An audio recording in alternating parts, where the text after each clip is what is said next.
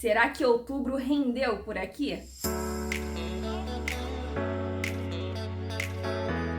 Oi gente, aqui é a Gláucia e hoje eu vou conversar com vocês sobre as leituras que eu fiz no último mês. Eu tava aqui separando os livros que eu li em outubro, né, e até me surpreendi com a quantidade de leituras, porque outubro foi um mês que eu peguei uns livros um pouco mais denso, peguei uns livros que eu não gostei tanto até, então eu vou mostrar cada um deles para vocês hoje, vou conversar um pouquinho sobre as minhas impressões de leitura. Antes de tudo, eu vou te convidar a se inscrever aqui no canal se você ainda não for inscrito e curtir esse vídeo para ajudar na divulgação do meu conteúdo, porque curtindo esse vídeo, o YouTube vai entender que ele é relevante, então ele vai entregar para mais pessoas, o que ajuda muito aqui no crescimento do canal. Lembrando que além de estar aqui no YouTube, também lá no Instagram, eu tô todo dia lá na Twitch fazendo lives de sprint de leitura e produtividade com vocês, onde a gente consegue ler muito, conversar sobre livros ao vivo, então eu te convido a conhecer também essa plataforma. Espero vocês lá. Eu tô lá de segunda a sexta-feira a partir das 21 até meia-noite e 30 e durante os finais de semana eu faço horários alternados que eu combino com vocês previamente durante as lives e também pelo Discord que vai ficar linkado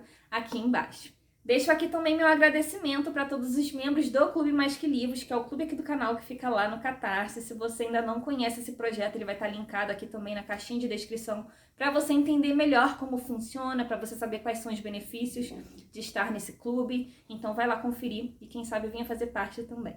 Vamos começar falando então do primeiro livro que eu li no mês de outubro, que foi O Rei Perverso, da Holly Black, né? Pra quem me acompanha lá na Twitch, viu o quanto eu fiquei surtada com essa trilogia, o quanto eu gostei da escrita dessa autora. Pra quem não sabe nada dessa história, que a gente vai conhecer a Judy Duarte, que é humana. Ela teve os pais assassinados quando ela era ainda criança por um general feérico, que era o ex-marido da mãe dela, que fugiu do mundo das fadas pro mundo mortal com a filha dele, que é, no caso, a irmã da Judy, a Vivi. Esse general feérico, ele quer levar a filha dele para o mundo das fadas, ele acaba ali tendo um confronto com os pais da Judy, e esse confronto acaba resultando na morte dos dois. E por conta disso, a Judy e as irmãs são levadas para o reino das fadas para crescerem lá, e é lá que a Judy se encontra, né? Só que ela é humana, ela é menosprezada pelas fadas e ela não aceita isso. Ela quer ser uma igual, ela quer ser cavaleira, ela quer ter poder. E é aí que a história toda se desenvolve. E além de Rei Perverso, no mês de outubro eu li também A Rainha do Nada, que fecha essa trilogia, e Como o Rei de Elfênia Aprendeu a Odiar Histórias, que vai trazer aqui contos e um pouquinho dessa trilogia antes de Príncipe Cruel e depois de A Rainha do Nada, que é o último volume. Foi uma grata surpresa esse livro aqui, foi maravilhoso revisitar essa história. E eu já falei desses livros por aqui num vídeo resenha sem spoiler, então se você ainda não conferiu, vai estar aqui nos cards, vai lá dar uma olhadinha e eu espero que eu te convença a ler também toda essa trilogia. Os Dois Morrem no Final, do Adam Silveira, foi sem dúvida uma das leituras mais emocionantes que eu fiz durante esse ano. Ele inclusive está sendo leitura coletiva lá do meu clube. E ainda dá tempo de participar se você quiser. É só entrar no Catarse, escolher uma das categorias e entrar pro grupinho de WhatsApp que está disponível lá. Nessa obra nós vamos conhecer o Matthew e o Rufus, que vivem num mundo onde existe uma central da morte que liga para cada pessoa que vai morrer, avisando que a morte dela será dentro das próximas 24 horas e que ela precisa ir aproveitar esses últimos momentos. Quando essa central da morte liga, não há o que fazer, não tem para onde correr, ninguém sabe como eles conhecem aí a data da morte de cada um, mas elas simplesmente acontecem. E o que te resta fazer se você recebe essa ligação é aproveitar seus últimos momentos, é acertar as contas ali com o que você precisa, é se despedir das pessoas que você quer se despedir, de quem são importantes para você, e aproveitar os últimos momentos. E o mais interessante na obra do Adam Silveira não é saber o fim da história, mas sim a trajetória de cada um desses personagens, como essa notícia da Central da Morte acaba impactando eles de forma diferente, como faz eles refletirem, como faz eles reagirem durante essas 24 horas. Quando a gente acompanha a trajetória desses personagens e as reflexões que eles fazem durante essa jornada, é impossível não refletir junto com eles, é impossível não pensar como seria pra gente se nós tivéssemos aí a data da nossa última estada na Terra, o que nós mudaríamos, o que nós faríamos de diferente, o que nós pararíamos de deixar para amanhã, sabe? Quem nós queríamos ter por perto, quem nós gostaríamos de dar aquele último abraço. Então é um livro muito emocionante, que traz muitas reflexões. Eu fiquei acabada enquanto li essa história, chorei horrores lá na Twitch, quem me acompanha por lá viu como ficou o meu estado. Então é um livro que tem gatilhos, que vai falar muito aí sobre vida e morte. Então, se esse for um tema sensível para você, eu sugiro que você reflita bem se é uma história que vai te fazer bem. Eu gosto muito de histórias que fazem a gente refletir sobre a vida, que faz a gente pensar nos e se, que faz a gente sair um pouquinho aí da nossa zona de conforto, né? Então é uma obra que eu gostei muito e indico. Como outubro foi o mês do terror, eu aproveitei para concluir a minha leitura de Misery, que eu tinha começado já no início do ano, pausei e acabei não voltando, então voltei agora no mês de outubro e finalmente terminei essa obra. Gostei bastante, eu tinha muita curiosidade de conhecer essa história, né, porque eu via muitos elogios sobre. E aqui nós vamos conhecer o Paul Sheldon, que é um escritor famoso, e a Annie Wilkins, que segundo ela é a maior fã dele. O que acontece é que o Paul sofre um acidente e acaba sendo resgatado pela Annie, só que esse resgate talvez não seja uma coisa tão boa, porque a Annie, apesar de ser fã dele, ela não concorda com o final de um livro que ela é muito fã, que ele escreveu, e ela vai acabar aproveitando aí que ele tá meio que incapacitado para forçá-lo a fazer algumas alterações. Embora eu já conhecesse um pouquinho da premissa dessa história, dessa protagonista, mesmo assim eu fiquei horrorizada com algumas ações dela. Acho que o King conseguiu trazer aqui um livro psicologicamente perturbador e até controverso em alguns momentos, porque essa protagonista tem algumas ações controversas que me fizeram rir em algumas situações e depois eu fiquei me sentindo culpada porque não era legal estar rindo no que estava acontecendo, não era legal o que estava rolando. Então, acho que o King conseguiu trazer aí uma trama que faz a gente se sentir culpado em alguns momentos, que consegue deixar a gente imerso, que consegue fazer a gente sentir medo pelo Paul, medo das aparições da Annie. Foi um livro que eu fiquei assim alucinada enquanto lia, gostei bastante do final, acho que o final condiz com o que o autor já estava construindo. Então fiquei feliz de fazer essa leitura, né, de concluí-la. Espero aí conseguir ler outros do King em breve. Vita Nostra da Morro Branco foi um livro que eu estava muito curiosa para ler no mês de outubro. Eu acho a capa desse livro a coisa mais linda, né, gente? Muito bonita. Ele é um livro ucraniano, escrito por autores que já escreveram mais de 70 livros juntos, que são considerados aí os melhores da fantasia, da ficção metafísica. Eu nunca tinha lido nada de autores ucranianos, foi minha primeira experiência. E quando eu peguei esse livro para ler, eu não sabia nada sobre.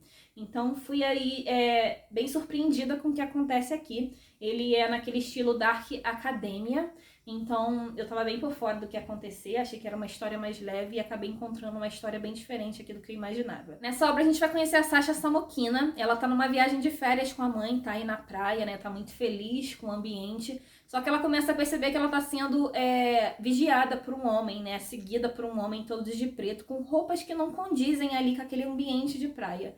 E ela fala pra mãe o que tá acontecendo, a mãe acaba indo lá tirar satisfação e vê que não é nada demais.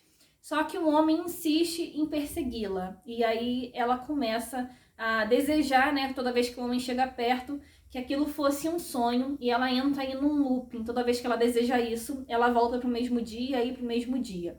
Até que em algum momento esse homem chega perto dela e ele tem tarefas para ela cumprir. Tarefas bem bizarras.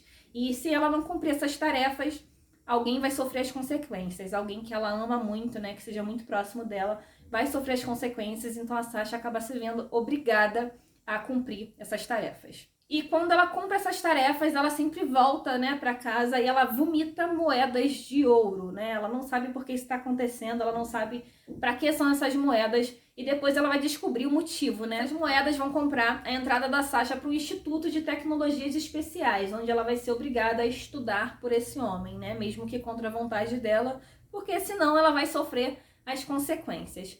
E chegando lá, ela vai ter as matérias normais que nós conhecemos, mas também algumas matérias diferentonas, que ela logo vai descobrir que são difíceis, que são impossíveis de aprender. E tanto ela quanto os colegas vão enfrentar essas dificuldades aí, mas eles são obrigados, todos eles são obrigados a aprender por conta das consequências, né? Até que algumas coisas para Sasha começam a fazer sentido, né? E até para o leitor também, porque assim como ela, a gente fica bem perdido no que está acontecendo, perdido no que é necessário aqui para aprender essas matérias. Então a história começa a se desenrolar a partir do momento que a personagem começa também a entender o que tá rolando. Como eu disse pra vocês, esse foi um livro bem diferente do que eu estava imaginando, né? Ele tem algumas situações que me incomodaram bastante. Eu sei que é uma obra aí voltada pro Dark Academia, né? Ele não tá aí pra ser correto o tempo inteiro. É também um livro ucraniano, né? Diferente do que a gente tá acostumado a acompanhar, então acho que algumas coisas aqui vêm também dessa origem aí do livro. mas algumas situações eu não consegui aceitar, né, que estava acontecendo, algumas atitudes dos professores com os alunos, algumas coisas que os personagens eram obrigados a fazer sem querer. Então isso me incomodou bastante, acabou influenciando aí negativamente na minha experiência de leitura. Além disso, essa é uma obra muito densa, né? A gente fica perdido aqui boa parte do livro, a gente fica sem entender o que está acontecendo. E mesmo quando eu terminei, eu ainda fiquei confusa, né? Pensando se eu conseguia entender tudo o que estava rolando aqui. Então acabou não sendo aí a experiência que eu imaginava, né? Mas se você quiser ler essa obra, já vá sabendo que é um livro denso, que é um livro confuso, que ele não é politicamente correto falando. Então, já vá avisado, né? Não foi o que eu imaginava, mas quem sabe possa ser uma leitura aí que vai te agradar. A Biblioteca da Meia-Noite, do Matt Haig, foi um livro que eu gostei bastante de ter lido no último mês. É um livro que vai trazer muitas reflexões sobre vida, né, sobre morte, e que tem gatilhos de suicídio. Então, se esse é um tema sensível para você, já fica aqui um alerta. Nessa obra nós vamos conhecer a Nora Sage. Ela tem 35 anos, está infeliz com algumas decisões que ela tomou para a vida dela. Então ela acaba tomando uma decisão que vai levá-la para essa Biblioteca da Meia-Noite. E nessa Biblioteca da Meia-Noite a Nora vai encontrar muitas estantes com muitos livros. E esses livros nada mais são do que histórias da vida dela, onde ela tomou decisões diferentes. E é aí que ela vai poder experimentar essas outras vidas, né? E quem sabe ela consiga aí trocar para uma vida melhor. Eu comecei a ler esse livro muito animada, né? Afinal, esse é um tema que me deixa assim sempre muito pensativa, muito reflexiva. Só que durante algum momento da leitura a história começou a ficar meio arrastadinha, né? Nós temos aqui a Nora trocando de vida aí em muitos momentos. Eu acho que isso acabou distanciando ela um pouquinho, né, do leitor, pelo menos para mim. Ela se distanciou em alguns momentos. E aí acabou que eu fiquei assim, nossa, quero ver logo a reflexão disso, quero ver logo o desfecho dessa história. E quando chegou nesse desfecho, gente, o livro subiu de nível pra mim, porque a reflexão é tão bonita, é tão interessante, é tão importante, sabe? Então eu acho que é uma obra que vale muito ser lida, eu acho que é uma obra que todo mundo deveria dar uma chance, trazer pra vida, pra trazer reflexões mesmo, sabe? Então, gostei bastante da história, foi uma experiência muito boa, fiz muitas marcações aqui. Então fica aí minha recomendação para vocês também dessa obra. Outubro também teve leitura de livro nacional por aqui. O livro da vez foi O Fazendeiro, o Pistoleiro e o Demônio, do autor Gustavo Quadros. Esse livro, inclusive, está disponível no Kindle Unlimited. Vou deixar o link aqui embaixo para quem se interessar em fazer essa leitura. É um livro rápido de ler, gente, me surpreendeu bastante. Nessa obra, nós vamos conhecer os irmãos Marquês, que encontraram um homem baleado sendo levado pelo rio e tomaram a decisão de resgatá-lo. Esse homem é, na verdade, o xerife Thomas Holt, que sofreu uma emboscada enquanto transportava ouro. Ele é resgatado por esses irmãos, é levado para a fazenda deles. Só que o que esses irmãos nem imaginam é que essa decisão vai mudar completamente o curso da vida deles. O que acontece é que quando esse xerife se recupera, por gratidão ele decide treinar esses irmãos, né, esses fazendeiros locais que estão ali sofrendo com uma dívida que eles não conseguem quitar. E aí ele decide convidá-los para participar de uma missão que é perigosa, mas também tentadora. 10 anos depois dessa proposta, nós encontramos o pistoleiro e a sua sede por vingança. O livro é narrado em terceira pessoa e se desenvolve entre os anos de 1870 e 1880. Nessa obra, o autor vai entregando aos pouquinhos algumas peças desse quebra-cabeça para a gente entender melhor o que aconteceu nessa história e também quais são os motivos que movem esse desejo de vingança do pistoleiro. Outra coisa interessante aqui é a gente descobrir quem é o fazendeiro, quem é o pistoleiro e quem é o demônio dessa história. Eu acho essa capa assim incrível. Eu acho que o autor deixa aqui esse mistério no ar justamente pra gente ficar aqui tentando compreender quem são esses personagens, né? Quais são os papéis de cada um e principalmente por que esse pistoleiro quer tanto se vingar. Para quem gosta de histórias de Velho Oeste, já adianto aqui que essa obra possui todas as referências necessárias em clássicos de faroeste. Foi minha primeira experiência com esse estilo de leitura e eu gostei bastante. O Gustavo conseguiu inserir aqui um plot twist que eu não imaginava. Fiquei completamente alucinada com esse final, fui tombada. Então já fica aqui a minha recomendação para quem gosta desse estilo de leitura ou para quem quer simplesmente conhecer, já aproveita e baixa aí no seu Kindle, que eu acho que vai valer muito a pena. A Vida Invisível, de Ed La Rue, era sem dúvida uma das obras que eu mais queria ler em 2021 e eu fiquei muito feliz de conseguir fazer essa leitura junto com os membros, porque essa foi uma leitura coletiva lá do clube, né, em outubro, e foi uma grata surpresa tanto para mim quanto para muitos dos membros. A Victoria Schwab é uma das minhas autoras favoritas de fantasia, então é sempre ótimo ler livros dela. E com Ed La Rue, ela novamente me deixou aí mais apaixonada pela escrita e pela originalidade da obra dela. Nessa obra a gente vai conhecer a Adeline, que é a Ed La Rue. Ela nasceu na França em 1714 e ela tá passando por um momento desesperador na vida dela. E para conseguir fugir desse desespero, a única forma que ela encontra é fazendo um pacto com um deus da floresta. Esse pacto acaba trazendo algumas consequências que a Adeline não esperava. Ela desejou ali uma vida sem amarras, né, onde ela não precisasse ficar presa a lugar nenhum.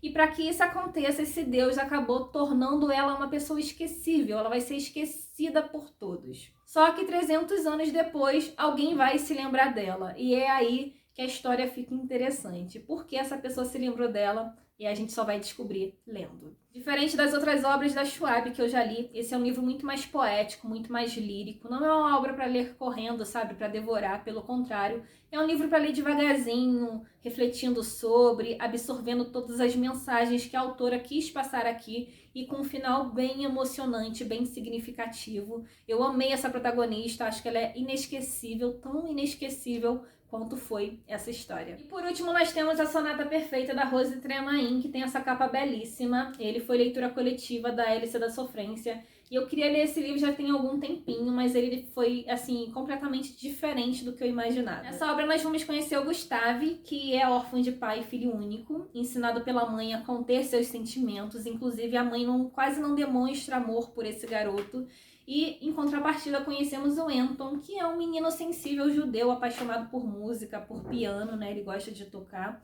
E ele vai conhecer o Gustave, né? Eles vão ser amigos, vão crescer juntos. Aqui na premissa diz que o livro vai ter as cicatrizes da Segunda Guerra Mundial na Suíça como pano de fundo. E eu imaginei muito que teria esse lado aí da Segunda Guerra na Suíça na obra. E a autora não entrega metade aqui do que ela promete nessa premissa.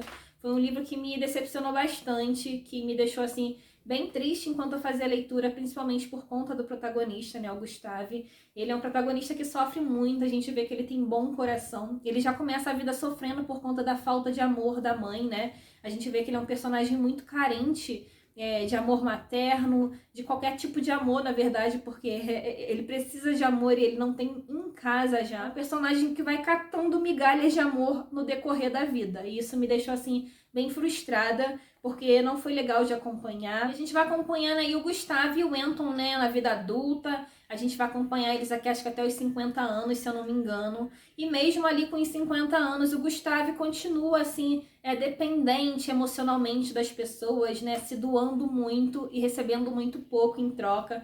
Então, acho que esse protagonista foi muito injustiçado. O final me deixou mais brava ainda, porque eu acho que o final foi, assim, injusto demais, não consegui gostar. Então, foi uma obra que me decepcionou muito.